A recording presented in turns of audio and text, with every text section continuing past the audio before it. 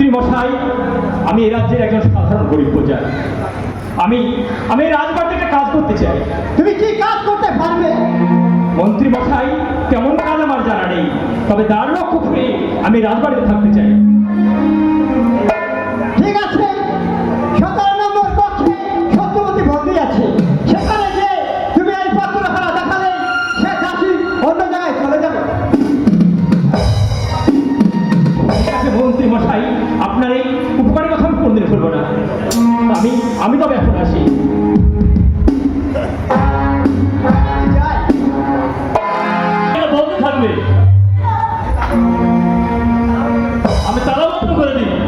সখী, তুমি কি পারো না? তুমি কি পারো না একটিবার আমাকে এই অন্ধকার কারাগার থেকে মুক্তি দিতে? অন্ধকারের এই কারা যন্ত্রণা যে আমি আর সইতে পারছি না, পারছি না। ও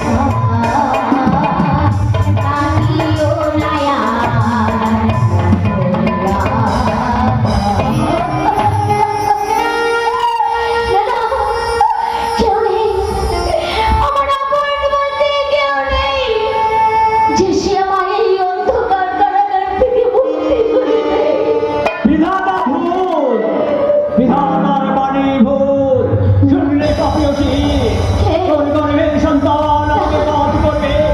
আমাকে বলছে ভূত, তাই তোকে আমি অন্তত প্রথম থেকে কঠোর শাস্তি।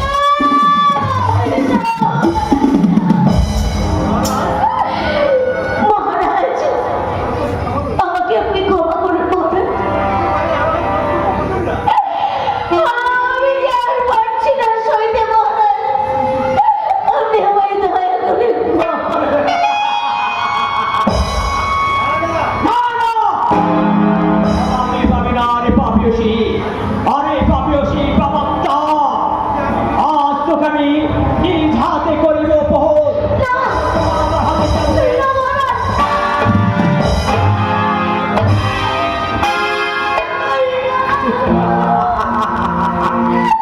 না মহারাজ, আমি আর সইতে পারছি না মহারাজ, আমাকে বিনাদে সবর করে যাবো কেন? তোকে যে সহ্য করতেই হবে শয়তান।